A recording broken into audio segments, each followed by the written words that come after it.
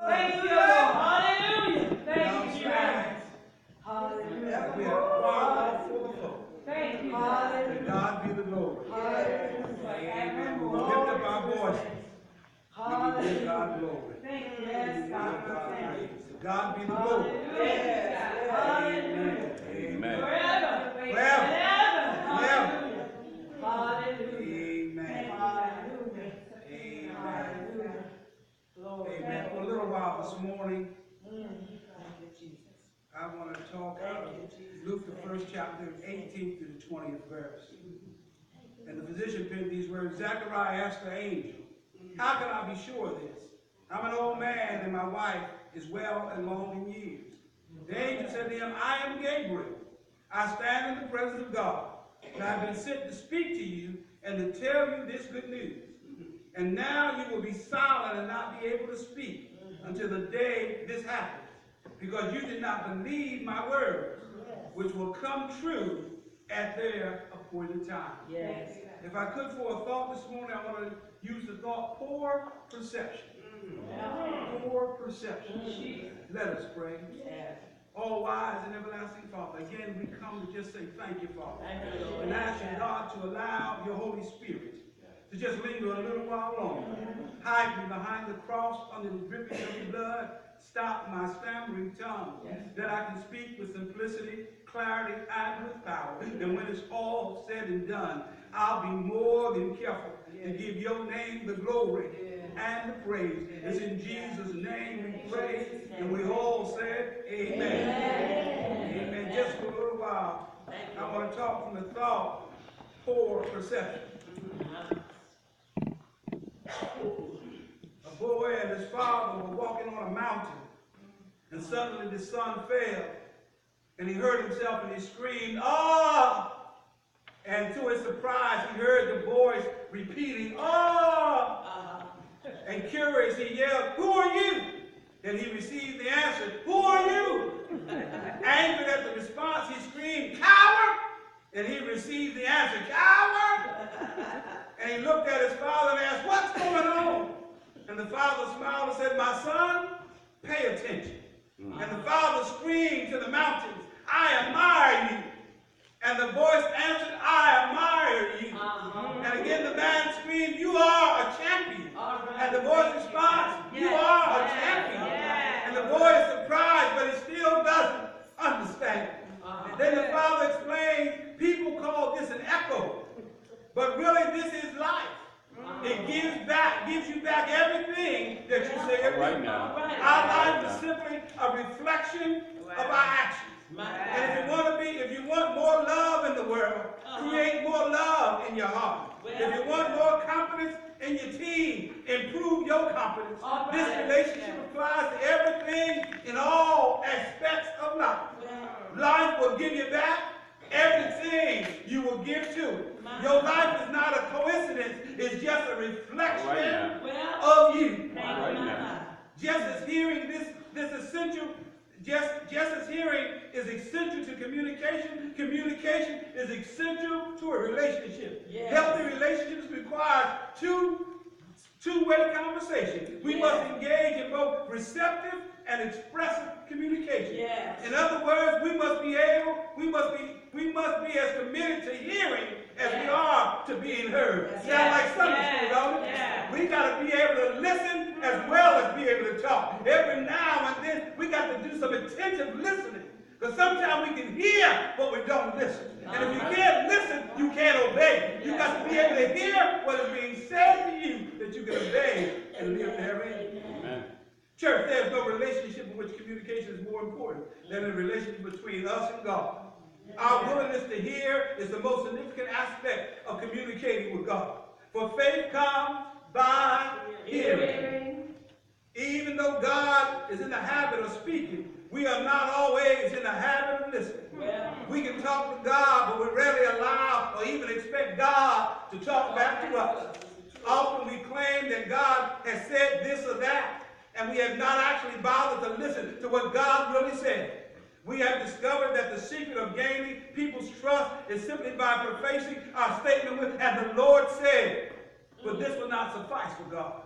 Church, To fully participate in the plan of God, we must engage in active listening. Yes. If Adam had not been listening in Genesis 3 and 15, when God said that he would bring redemption by the crushing of the head of the enemy and by the foot of man, we would have missed the redevelopment of humanity. Yes. If Noah had not been listening when God told him to build an ark and wait for rain, there would never have been a recovery of creation. Yes. If Moses had not been listening on the mountain when God said to him, stand still and see the salvation of the Lord, the children of Israel would still be on the wrong side of the promised land. If John the Revelator had not listened on the island of Patmos, and I saw a new heaven and a new earth, and the first heaven and the first earth were passed away, and there were no more seas, we would not have the last book of the Bible. So while this message is intended to empower and impact church leaders, perhaps it can also help laity and leadership alike to be in a position to hear the voice of God.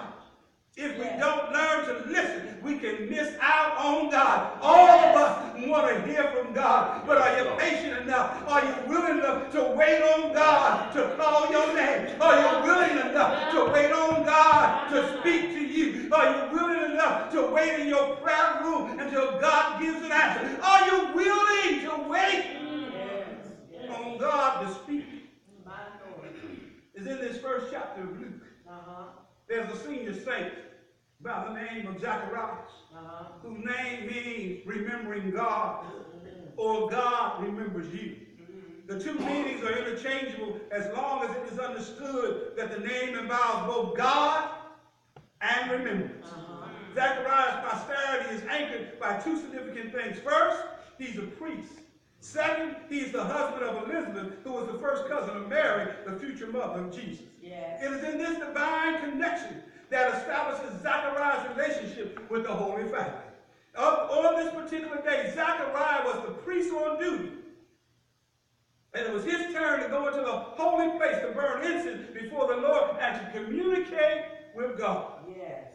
Whereas now we can walk in the house of the Lord with absolute freedom, it is important to note that the priest of iniquity did not have the same liberty as we have right now. We can call upon God wherever we're at. We can do whatever. But in the ancient day, they had to go into the holies of holies once a year and lift up all the sins of the people and then pray for the people. Church, they did not have a license to be in the presence of God at will. Rather, it was their custom to draw lots for the privilege of entering the holies of holies. Many priests spent their entire lifetime waiting for their chance, and many died before they were afforded the chance. So Zechariah did not stagger when given a once in a lifetime opportunity. He was drawn that the sacred lots, and this was his one time to be in the audience of God. Zechariah understood that he could not speak to the people on God's behalf unless he had first spoken to God. And during this time, revelationary knowledge could not be scooped out of a book. It was neither born in ritualism or acquired from any kind of discipline or routine study that makes people appear learned. Revelation only comes from God. So on this exciting day in the life of Zacharias, God, by the way of his angel Gabriel, spoke to him. This, in essence, is what God said. Zechariah, I'm going to answer your prayer. You've been talking to me, Zechariah. Now, let me talk to you. For years, you've been telling me that you and Elizabeth would love to have a child.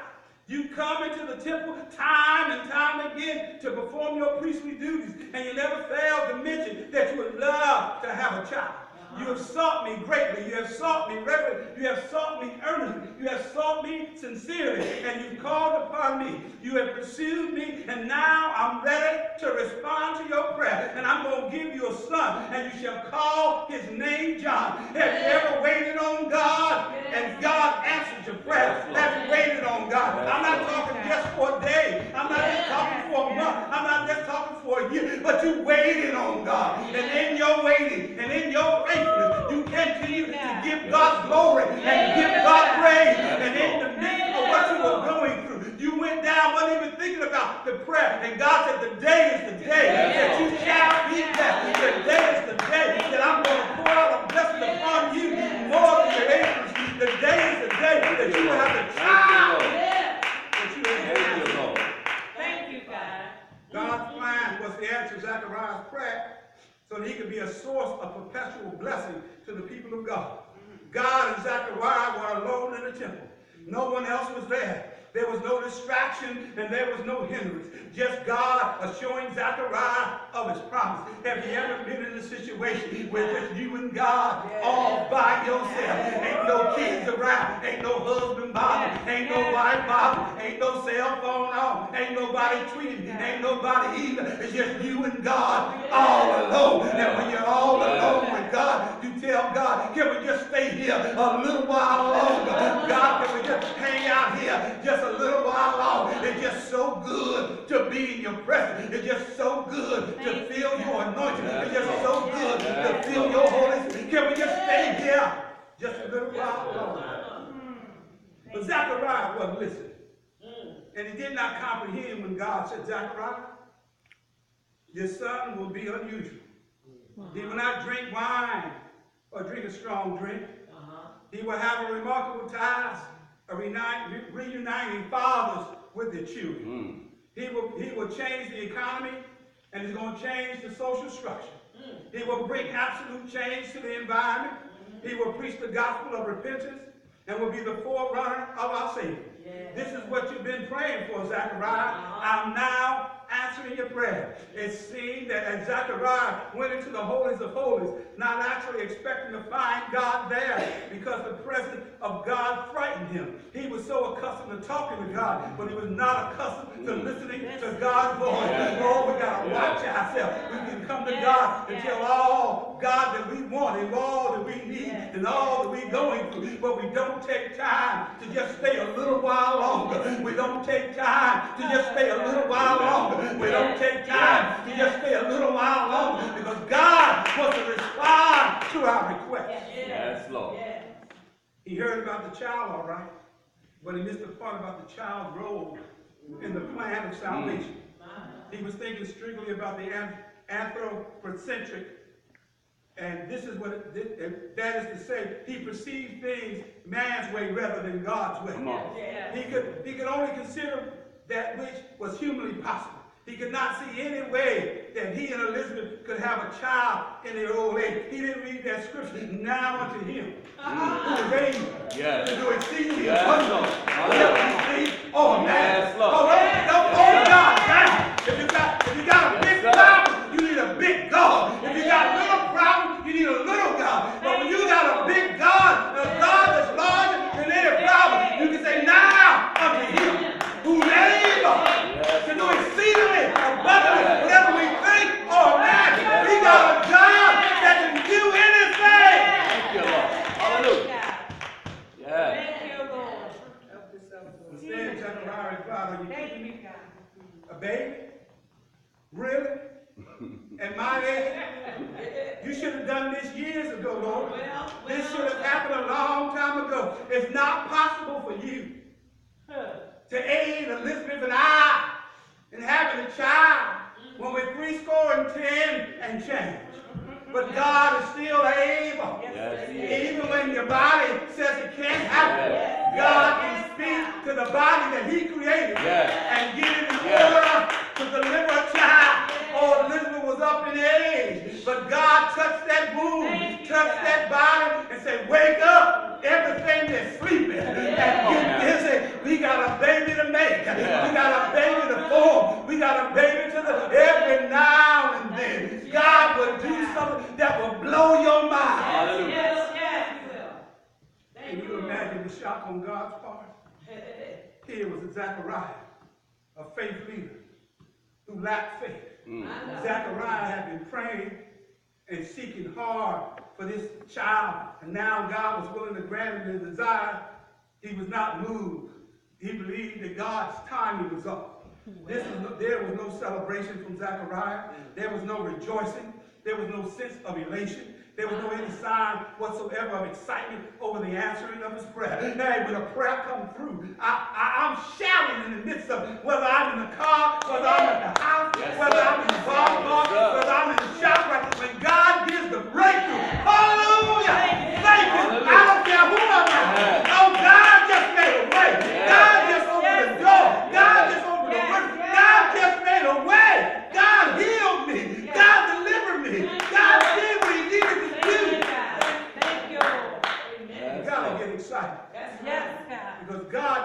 something for you that you could not do for yourself. Only you, Lord. His constant talking rendered him unable to hear. What caused him to be faithful? For faith comes by hearing. He actually questioned and challenged God's ability to perform. And even though some would argue to the contrary, it does not bother our Creator to be challenged by his creation. You do remember Abraham challenged God in Genesis 15 when he referred to the covenant. Gideon challenged God in Judges 6 when he asked God for the fleece test. And Mary challenged God in the latter part of this chapter of Luke when she inquired about how would she be able to have a child.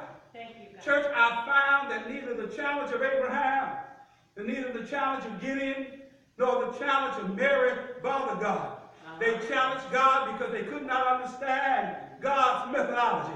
Zechariah, on the other hand, challenged God because he did not believe in his ability to do what he perceived to be impossible. And there's nothing impossible for God. You remember in Genesis, Sarah in the house laughing, and the angels talking to her. Abraham, why is she laughing? Let her know there's nothing. That's right. Too hard for God. People mirror the mindset of their servant leaders. So Zechariah's faithlessness posed a risk to the entire community. Abraham was just starting out. Gideon was putting out a fleece. And Mary was just a teenage girl. But Zechariah was a senior saint. His spheres of influence was too great for him to hold any unbelief. Zechariah had power. He had people and he had authority. When he spoke, the people listened. And according to the text, the people were standing outside the temple, waiting on Zechariah to bring them a fresh word. Waiting on Zechariah to bring a rhema word. And when Zechariah come out, Zechariah couldn't talk. But Zechariah got a rhema word, but he wasn't listening to the rhema word. Contrary to modern thinking, God still punishes. And God still punished. And Zechariah's faithfulness required punishment, or chastisement, as we would say it today. Contemporary scholars refer to the word chasten over the word punish. But both terms are essentially the same. God chastened out of love. In other words, God spanked Zechariah. Is opposed so that he might be reconciled or be put in realignment based on his attitude. Every now and then, Mama will spank you, Daddy will spank you, and say, I love you. This hurts me more than it hurts you. But I'm trying to get you back in line. I'm trying to get you realigned to what needs to be done. We got some household beliefs. We got some household values, and you have stepped out of line. So I got to spank you to bring you back in line, to get you refocused, to get you redirected. Y'all ain't never had a spanking? Y'all ain't never had a switch? Oh, come on, help me somebody. Every now and then, every child needs a switch. Oh, poor little Whitney. Oh, she didn't want to spank Whitney, but every now and then, when Whitney was by herself, Whitney got a little switch. Come on, baby. You gotta tighten up around here. Because we live in an age we don't want to spank the kids. Now y'all afraid of diapers. But spanking kept me out of jail. Spanking kept me out of trouble. Amen. I thought before I acted. Oh, I was close. Oh, I was close many times. To God be the glory. Yes, sir. So Zechariah was just completely out of line with God. He did not believe what he heard. He did not believe that God would perform that which he had said. Moreover, he didn't believe that God would move right then. He didn't believe that God would move right in that season.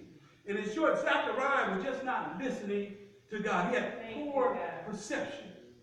When God said he's going to do it, believe God going to do it. God never says he's going to do something and don't do it. God is not like man that he would lie. That's right. God, thank you. Zechariah was swinging the incense in the presence of God. But his lack of faith had the potential to cause an adverse experience in the house of God. So Zechariah's speech was silent by God because he did not believe in the word. He was made speechless because he did not believe in God's timing to do what God said he was going to do. But at any rate, Zechariah had fallen short. His chastisement was severe, but it was only for 9 months.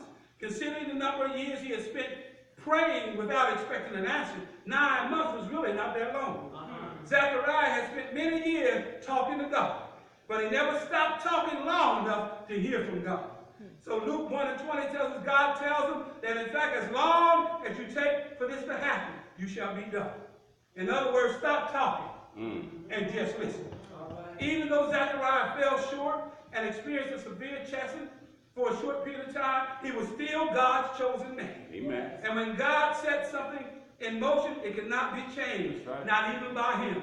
And the good news about the God we serve, God's got something called grace. God's got something called mercy. That in the midst of you falling down, God is still able to pick you up. Even though you become silent, God is still able to speak to you. God is still able to provide. Every now and then, we're going to fall short. Every now and then, we're going to make a mistake. Every now and then, we're going to do something wrong. But we got a God that got mercy in one hand and grace in another. That's sufficient for what we're going through. Thank you, Lord. Thank you, God.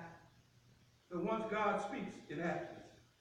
John had to be the child of Zechariah and Elizabeth, just like Jesus had to be born to Sister Mary. They had had been providentially laid out, and it had to come to pass. And likewise, even in our mess up, may disrupt the schedule, but we cannot derail the plan of God. It was in Numbers 13, for example. There were 10 leaders who against the promised land blessing. Although they slowed things down, they did not deter the people from going into the promised land. There's a disciple by the name of Judas who talked against Jesus, whom the Romans crucified. They slowed things down, but on Sunday morning he rose with all power in his hand. Here is the point, church. God determined that Zechariah would go down into history as the esteemed figure, despite his disbelief. When the time was right, and when the season came, and when the appointed time arrived, God remembered Zechariah. Zechariah withstood his punishment. During this time of silence, his perception was improved to the point that he was able to hear and align himself with God. And it came in alignment with God's perspective. He was able to accept God's desire to answer his prayer and to place him in history. Of equal importance, it was the fact that Zechariah was now able to communicate the will of God to his wife Elizabeth. And when the time came for the naming of the baby, Elizabeth understood him when he insisted that the child's name shall be called John, because by the naming of the child John, Zechariah and Elizabeth demonstrated complete acceptance to the will and authority of God. And when in accordance with the providence of God, Zechariah's voice was restored, and he powerfully and persuasively began to praise God. And I believe when Zechariah began to get his praise on, Zechariah began to declare, I will bless the Lord all time. Praise shall continue to be in my heart. Oh, my Lord is my shepherd, and I shall not. Oh, magnify the Lord with me and bless his name. Bless the Lord, oh my soul, and all that's in me. Bless his holy name. Delight thyself also in the Lord, and he shall give thee the desires of thy heart. And we know all things work together for the good of those who love the Lord and are called according to his purpose. Because God is our refuge and our strength, a very present help in the time of trouble. Let everything that have breath praise the Lord. Have you ever had a breakthrough? Has God ever done anything? Do you give him a praise? Do you give him some worship? Say hallelujah. Do you say that? Every now and then, even in your secret place, you can give God worship. When I think of the goodness of the Lord, how he brought me out, how he turned me around, how he bathed me in his red blood, I became white. I give God glory. I remember being lost and didn't know where I was going, but I called on the name of the Lord on the hilltop, and God stopped by to see about me. It was on that day I was running and wasn't nobody chasing me. I was flying and wasn't nobody bothering me, but I was in the presence of a true living God, and I began to give him glory. And I called home and I told Mother, my life has changed. Oh, I'm still 6'2". I'm still 200 and some odd pounds, but God has come in my life. Mama, I've been changed. Mama, I've been washed by the blood. Mama, God has changed my life. God has put money in my feet, claps in my hands, and a word on my heart. Oh, Mama, your boy is changed. Your boy is living for the Lord.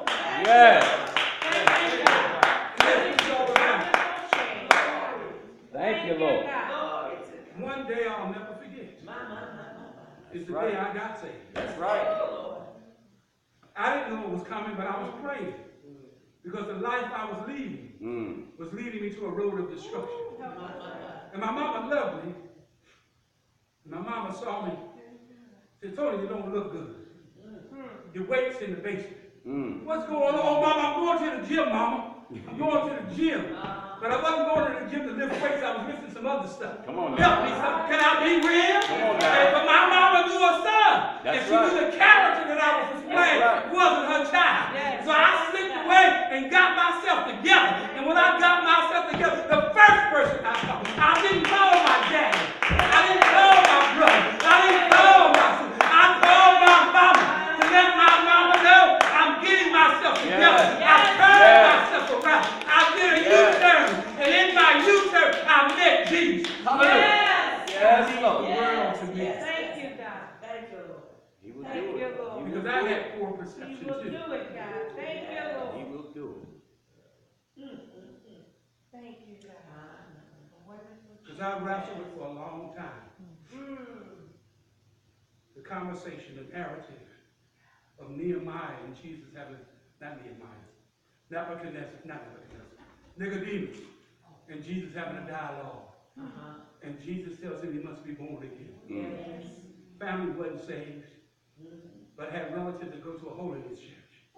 And they would take me to church, but we never had Bible study. We'd go to church, the afternoon service, but it was never nobody actually teaching the word that I can understand. I wanted to be saved early, but I couldn't comprehend, how can I be born again? I don't truly understand what happened with my mother, but I do know I came from my mother. Come on. But what is this thing about being born again? And I wrestled with it. And when I couldn't get an understanding, I ran the streets. And after I got tired and sick and tired of running the streets, God was right there while I left. Thank you, God. And when I knocked on the door, Hallelujah. he let me in. Yes. And I knocked on the window, Yes. he rolled it up. Thank you, And Father. when I came in, Thank you, he Father. didn't tell me I told you so. He didn't tell me why it took you so long. When I came in, he said, I love you. Come on in. Let me give you a Yes, hug. Lord. Let me nurse you. Let me strengthen you. Let me put my word in you. That you can have some knowledge and some wisdom and some understanding. You're going to be what I called you to be. That's right. That's Didn't right. understand it. But I continue to follow and I continue to walk. Amen. And I continue to talk to people. And God, as I continue to walk and be faithful, God continue to reveal more to me. Amen. And that's why this text is so important to me. It's similar to my story. I wasn't in the holies of holies. I was somewhere else. But when I went to the holies of holies, when I went into the chapel, God met me there. Amen. Thank you, God. Thank you, Father. You know, and everybody, everybody do it different. You know, I was going to the chapel in the morning praying, seeking God's face. But God met me in the bathroom. Come on. Look at God. I'm going to the bathroom and it just falls on me. I just fall on my Thank knees. you, God. Just like I'm about to throw up when I'm praising God. Come on. Thank you, Lord. And I'm checking to see. Right. Nobody up. But I got to get my praise on. Yes. And that's why I learned for myself. That I was running, but nobody was chasing me. I was crying, but wasn't nobody. I heard that all down through the years. Didn't know what, but God made it real for me. And each one of us have to have one of those experiences. Amen. And when you have that experience, you become attentive to the voice of God. And sometimes you just got to be still. And when you believe God's going to speak, God's not going to speak then. God will show up when you least expect it. And when he shows up, he will minister unto you. But God is faithful. And ain't nothing to be scary about. God just wants to whisper a word in your ear. I hear people talk about how they have these long dialogues with God. It's just a brief dialogue. Because God just want to remind you, I'm with you. I'll never leave you. I'll never say you. I don't mean to be too long, but I remember being in Hackensack Hospital recovering from bone marrow transplant. And he just stopped by me. I'm with you. You ain't here by you. And I was jet black. I don't know if you ever seen that. Black. We talked about that on Wednesday. Black, blue. I was, you know, I had hair. I lost all my hair. And when I washed, let me tell you this. I was so black that when I washed up, the white washcloth became black. But that's that chemotherapy eats you up. And it burns all through you. That's how I got the tan without being in the sun. Thank you, God. But God was right there with me. He was. He was right there with me. And I had praying folk around me. Yes, yes. And all they told me, just keep positive influence around you. You can get through this. And that's what it's all about. And no matter what we go through, it's a learning process. In the midst of what we're going through, whatever it may be, ask God to give you understanding. God, can you give me understanding? Can you show me somewhere in Scripture that I can understand what I'm going through? Thank you. Because God is not taking you through what you're going through to hurt you. God is taking you through what you're going through to make you stronger. Yes. And that's the oxymoron of God. God will take pain to make you stronger. God will take heartache to make you stronger. Yes. But it's that you will lean and depend on Him even more.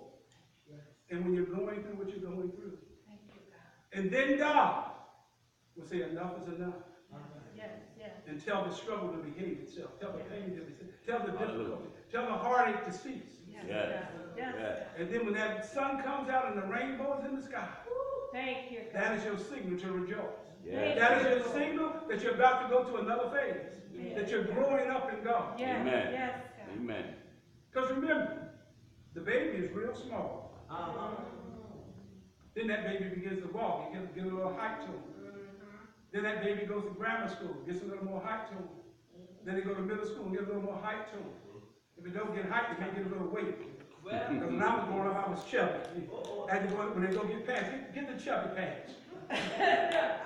But after you begin to work out and play, it changes.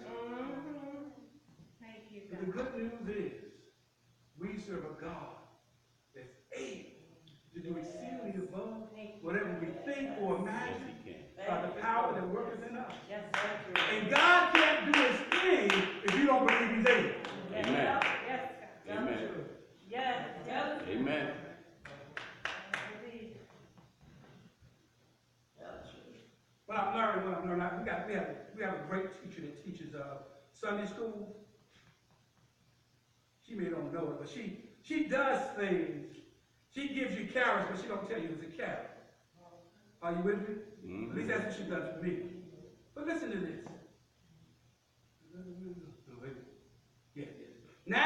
Now to Him who is able to do exceedingly abundantly above all that we ask or think, according to the power that worketh in us. Mm-hmm. To Him be glory in the church by Christ Jesus and to all generations forever and ever. Don't just gloss over it. Yes. But go back and read it word for word. And as you read it word for word, you'll realize you missed a word. Listen what it says. Now unto Him Come on. who is able to do exceedingly abundantly. Paul's the only one that can use two adjectives like that. Above all that we ask or think, according to the power that worketh in us. Where that power come from? When you shall receive power, you shall be my witnesses. Yes. In Jerusalem, Judea, Samaria, and the other most. When you got power, Yes, God. you can lean and depend on God, knowing that God will bring you through. And I'm not saying you don't have power. I'm saying that you don't have your plug put in. Oh, you got power. Huh? You got power. Use it. It's over here. I ain't gonna hold y'all this long. Y'all got to But sometimes you gotta plug it in. Anybody here like toast? You can put bread in the toaster all you want, but if the toaster ain't plugged in, it's gonna stay bread. And the same way in our lives. If you want toast, you gotta plug the toaster in. That you can take the bread and transform it into toast. It's not hard. But as we practice it, it will become a habit. Amen. So on this first Sunday of Advent, we pause to talk to you about Zachariah and Elizabeth. The next time we come together, we're going to talk about the latter part of this chapter of Luke, and talk about Mary having an encounter with Zachariah, with Gabriel. And then we're going to move from there. I think we'll have enough Sundays. The next time, after that, we're going to talk about the challenge that Joseph had with getting the report that his girlfriend was pregnant. Then, on the last Sunday, if God willing, and he holds my strength, we're going to talk about his name. It's called Jesus. We don't have to go to, we know what happened in the manger. We want to learn more about Jesus. Amen? And that's the way we're going, and we thank you this morning for helping me preach this word of encouragement to each and every one of you. We can get through this together. We're stronger together than we are separated. We have more power in unity than we have in individuality. And I just encourage you to continue to work. Let's work together to do what God wants us to do. Amen. So I'm asking you to come now. Maybe something can be played as we talk, because I want us all to know. My prayer is that we all would know God's voice. We all talk to God. I don't have no problem with you talking to God. My challenge for you is get you to a place that you'll listen and know that it's God's voice. Because the enemy talks too. That's right. But you got to know the voice. That's right. So you're not attentive to the wrong voice. Amen? Amen. And God will be clear. Huh? You do remember somebody wanted to know who God was? Huh? Do you remember that story? But there's a story of a little boy. His mother's name was Hannah. After Hannah had the little boy, she took him to the church and let the church raise the boy. But she made a vow with God. If you give me a male child, I'm going to bring him back to the church. He will be raised in the church. And the priest of the church was named Eli. And the little boy was laying on his little sleep couch, resting on his pillow. And God called his name. And the little boy got up and he ran to Eli. Eli, you calling me? No, I ain't calling you. Boy, go on back to sleep. Boy went back in the room again and heard the voice again. And he ran to Eli. Eli, you not calling me. I heard you. And Eli said, the next time you hear that voice, say, speak, Lord, thy servant listens. God wants your attention. God don't just want your presence. God wants your attention that you can do his will for the kingdom. You can do his will for your family. You can do his will for the community. Because once you can hear God's voice, oh my goodness, my goodness. But that's what we learned this morning. Hear, O Israel, what the Lord has to say. Love the Lord your God with all your heart, with all your mind, with all your soul. The Lord wants you to hear him. But not only hear, he wants you to listen. And if you listen, then you'll be obedient. If you listen, then you'll be committed to what God is asking you to do. And God's not going to ask you to do nothing that you're not able to do. Am I right about it? Amen. Change me, oh God. Come on. We got something good.